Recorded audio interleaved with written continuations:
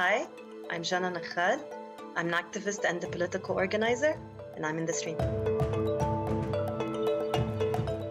Hi, I'm Malika Bilal. Femi has the day off. On August 8th, voters in Kenya will head to the polls to vote in a general election. And there are a number of women candidates hoping to gain power and shake up the country's political landscape in the process. Kenya's parliament has fewer female MPs than most other countries in East Africa. Roughly 20% of the seats are held by women. That's despite a 2010 constitutional mandate requiring at least a third be filled by them. So what will it take to make sure more women have a seat at the table? Well, here to discuss that from Nairobi, Esther Pasaris. She's a candidate for Nairobi's women representative seat. Samantha Maina, she's a first-time candidate who's running for a seat with the Nairobi County Assembly. Daisy Amdani, the executive director of Kron Trust, that's an organization focusing on women's empowerment, governance, and community development. And Brenda Wambui, she's the CEO and founder of Brainstorm Africa. That's an online media organization dedicated to encouraging critical thought in Kenya and Africa at large. Welcome everyone to the stream. So excited to have you here. I want to start with a personal story from a member of our community. This is via Twitter. Shia of Sheba writes in, "This is how the Kenyan political environment is for women." So she shares what happens to her. "Someone once told me, you're a young woman in politics. I hope you're ready for the sexual advances because political prostitution is a way of thriving." Brenda, she ends this tweet with shaking my expletive head. So clearly she knows she's frustrated, but based on other tweets we're seeing, she's not alone. Brenda, what is the landscape like? I think that women in politics, at least women who want to make it in politics, have to put up with a lot of misogyny to get to where they want to be. So first of all, getting nominated is a problem. Being a member of a political party, you're going to have to put up with the advances that she has shared. And then say you make it past the nomination hurdle, when you go to campaign, you're going to be harassed by the people that you want to represent. They're going to bother you and ask you why you're wearing a skirt, for example, and tell you that it's possible that, you might be raped because of the way you're dressed. They tend to stone women's entourages. They tend to ask women to do things that they generally wouldn't ask male candidates to do. And even then, once you get into power, you need more security. People are always trying to get you down. People are always trying to start a scandal. I really think it's a really hard environment for women to operate in. Mm-hmm. And it looks like along every step of the way, I could see our guests and they all sort of smiled or cringed in acknowledgement of that. I want to share another tweet, and Brenda, what you said is really represented here. This is a tweet we got from Flo Naijo and Esther.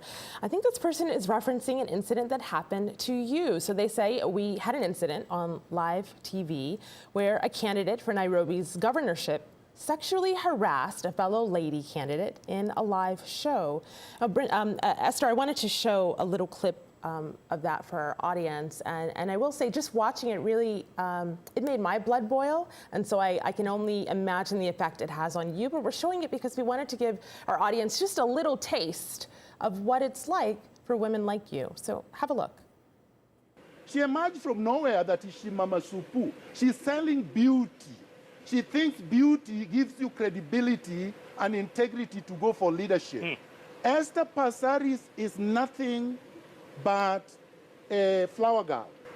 You announced to the gathering that after Raila is inaugurated, you will take 30 days sex holiday in Seychelles. Woman sex holiday who has absolutely no integrity, a socialite bimbo whose only claim to fame is because she is looking for billionaire sponsors. Yesterday, it was... Esther. Wow. Take me back to memory lane. Okay. First of all, I want all the viewers to understand that that character who is running for governor in the city of Nairobi is not a reflection of the men that we have in our city. He's actually appalling. He has obviously no respect for women, but he also has no respect for men. He basically puts down everyone. But then I want audiences to also understand that when you're a woman, there will always go down Are you married? Do you have a husband? They question the way you dress. They question your integrity. There's also a situation where, the terminology flower girls, it's always used. But for me, I want the women to understand that no matter what they say, just stay in the race and you defend your own honor by just continuing with the job that you want to get. Because for me, I just looked at him and I thought to myself, he needs prayers. He is obviously lost the plot. Insulting a woman is a way to get you off. But today, there's so many women going for governorship in Nairobi. There's so many women who are running for members of parliament. And that just tells you we've overcome the insults. You can call us what you want, but we'll go for the job. Well, one of those women running. Go ahead there, Daisy. Yes, I want to jump in there and say that one of the biggest problems that we face is the perception that people have of women, particularly women in politics, because the narrative that has been shaped around men, around leadership and issues of governance is a relationship between men and the people and not women. Women have been socialized to believe that good women, and good, I say that in quotes, shouldn't aspire to leadership, and therefore the women who do aspire to leadership are considered somewhat wayward, and therefore some people feel justified, making such remarks about women candidates or women who aspire to leadership. They're not good women. They're women who enter into what is perceived to be a male. It is male dominated, but it's male reserved. Arena, and therefore the women who do that are either sleeping their way up the ladder so that women's political agency is not recognized as legitimate in being able to contribute towards leadership and governance, which is something that we need to address. And that's why the Constitution of Kenya 2010, even in enshrining the concept of inclusivity, recognizing that over half of the population is women, and you cannot actually advance as a country if you have left half of your population behind. We must have the voices of women and their perspectives brought to bear on leadership and decision making. So the more women we have, the Esthers and the Wambois, putting themselves out there as leaders, and we continue to push for the necessary legislation, we begin to reshape those perspectives and create a new narrative around women. So Daisy, and one of those that you mentioned, Esther, you mentioned Brenda. Another one of them is one we saw some pictures rolling as you were talking, and that is Samantha. Samantha, you are running currently for member of county assembly. What is it that inspired you to run for office? It was sheer frustration and the fact that I wasn't able to access the current MCA. And one of his roles, or one of the roles of being an MCA, is representation. So if I cannot access you, then there's a big problem. So it was because I needed a certain pothole fixed where I live, and the fact that I didn't have street lights where I live, and that's within Kilalashwa. So that just made me mad. And instead of complaining about it, I just decided to, be the change I want to see. So that's why it was sheer frustration. So potholes, streetlights, your basic local issues that someone might face. And yet, in the midst of that, I know you go door-to-door campaigning. Here's one of the things that you were told. I pulled this from a BuzzFeed article. Can you be trusted with responsibility when you can't run a home? Things a Kenyan politician was asked. Of course, that Kenyan aspiring politician was you. And one of the responses we got from our community was, oh my God, absolutely no, she can't be trusted. So what kinds of things do people tell you, and how does that make you feel? It's a non-issue. Whether I'm married or not, I'm qualified to run for this office, right? So those are just some of the things that you can see. Even the person that commented was a man, So, I get such responses like, how can you not be married and run a home and want to be trusted with a public office? To being, you're 26, why don't you give it another 5 years? You'll be prepared, you'll be ready. Those are just some of the reactions I've gotten on the ground. But I'm still pushing through, and I want to prove them wrong when elected to the MCA. So all of this, of course, is despite a Kenyan high court ruling. This is a tweet we got from someone explaining that. We mentioned it at the top of the show.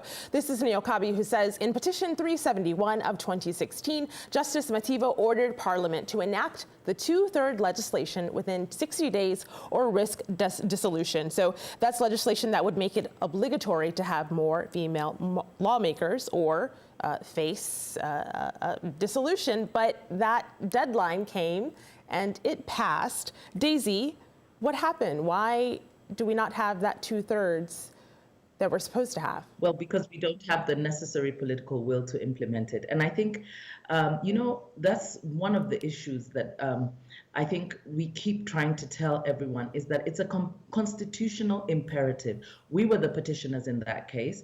And mind you, the National Assembly has actually appealed that judgment, that particular judgment.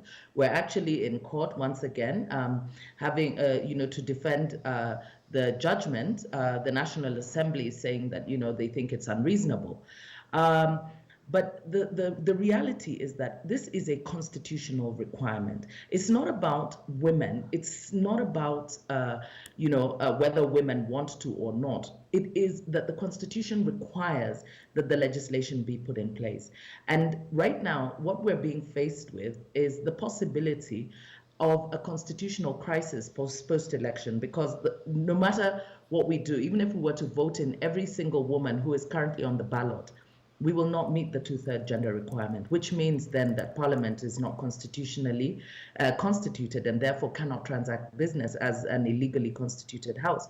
And that will be challenged. And the reality is that even right now, as we face elections, there is already an economic downturn. And you wonder the irresponsibility of the leadership, that they pick and choose what aspects of the Constitution they want to abide by simply because it affects women more than it affects everybody else. And people have looked at it more as a women's issue, not as a constitutional issue, not as a rule of law issue.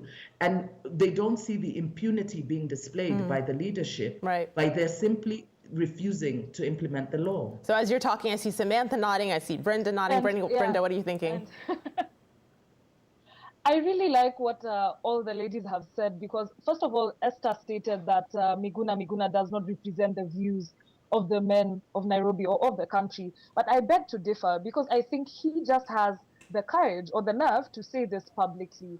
And think about it, the current government has a majority in both houses. How is it that they have been unable to pass this law? How is it that they have been unable? If there was political goodwill, as Daisy stated, this would have been done a long time ago. So we've been operating since they came into power unconstitutionally, as she says. And I feel like because these people represent the views on the ground, and this is why when Esther, for example, when Samantha, for example, go to campaign, they meet these very misogynistic, dismissive attitudes on the ground. And they are expected, because as Daisy said, this space, the public space, not just the political space, is more or less treated as a space for men in this country. So when they go out there, it's like they're being done a favor, which is why they're asked, when, for example, Samantha is taking a photo with people who live in her ward, they want to touch her inappropriately because, they're doing her a favor by giving her their time.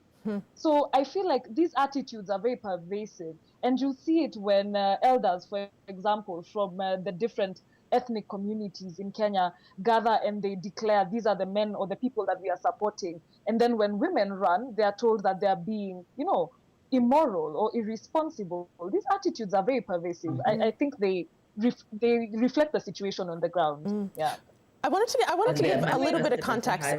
Daisy, I hear you, and Esther, I hear you, but I wanted to give our audience just a little bit of context to look at the landscape of this in the global scale. This is a comparison of women's representation in East Africa. So as we mentioned, Kenya, of course, has the lowest rates in East Africa, with 21%. So you have Tanzania, Uganda, Rwanda, Burundi, all having more. But in the global landscape, they're on par with the US, 19.6%. So it's not necessarily that uncharacteristic, which is not, of course, a good thing. But Esther, do you think there could be an argument that 7 years is just not enough time to implement what the Supreme Court, what the High Court wanted?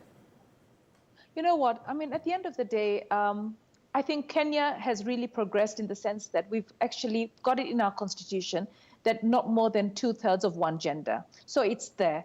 Unfortunately, women have not been empowered financially so that they can actually go for these positions, and they're doing it on their own. Political parties have still not been able to field women, and women have not really come forward. As Daisy said, even if all the women were elected, we still will not get the numbers right. So I think right now, in this current election, we've got at least 4 or 5 women running for governor. In the last election, we only had 2 deputy governors. So I say that women are taking the strides on their own. The current government, unfortunately, was not actually able to whip people to ensure that the gender bill was met.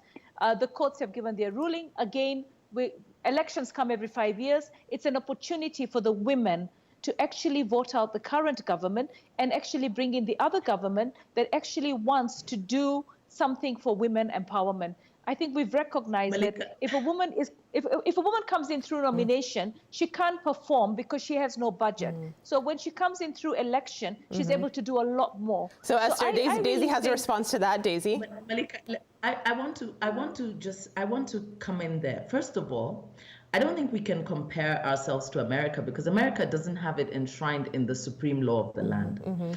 The Constitution of Kenya is the supreme law of the land, and it demands that legislation must be put in place. So the lack of legislation is actually an act of unconstitutionalism and lack of adherence to the rule of law. It is not the responsibility of women. It is the responsibility of the duty bearers, the president, the executive, to ensure that this legislation is put in place. While I agree that women need to step up, women have been stepping up for a long time. We've had women active in the political arena. But because one of the biggest barriers has been the lack of the necessary legislation to actually facilitate women's participation, and it is manifested at the highest level.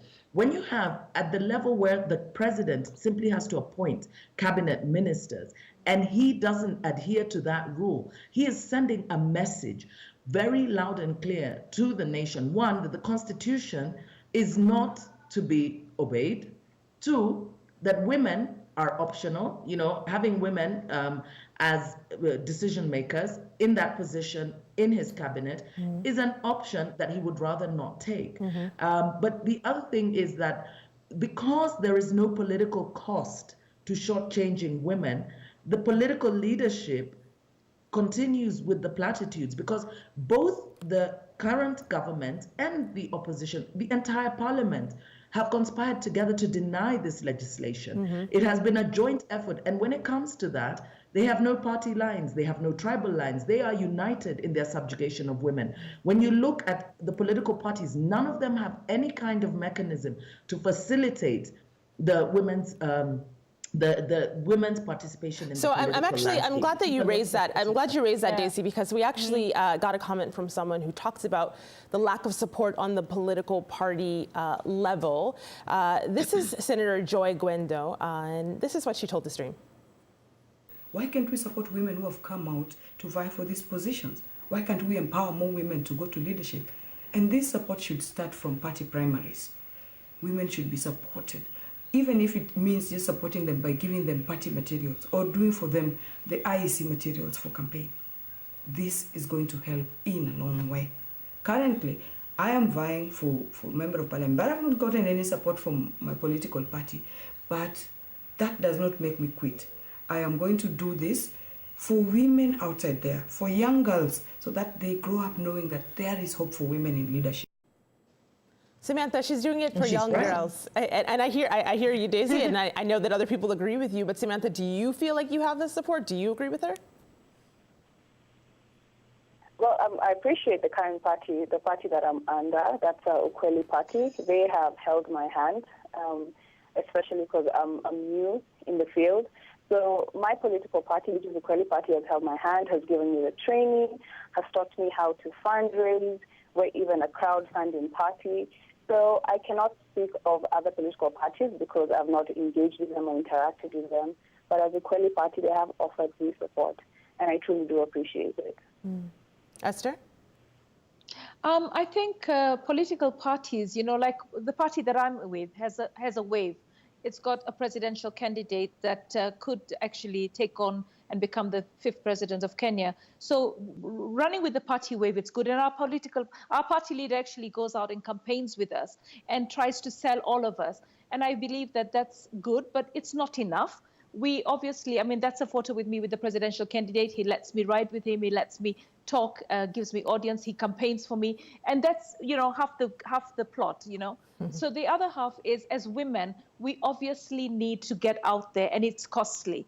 And I really believe that as we come back, when we form the next government, the women that are going to be elected, we have the moral obligation and the duty to ensure that we create some kind of fund to nurture other women, because men are not going to do it for us. So the onus is on us as women to nurture all these young women that are coming out. I mean, I am so proud of Samantha. I think it's amazing what she's trying to do. Forget about everything that they're going to tell you about you being single. I mean, who questions a man whether he's single or whether he has 10 wives or whether he's, you know, you are amazing. And I'm so proud of you. I know.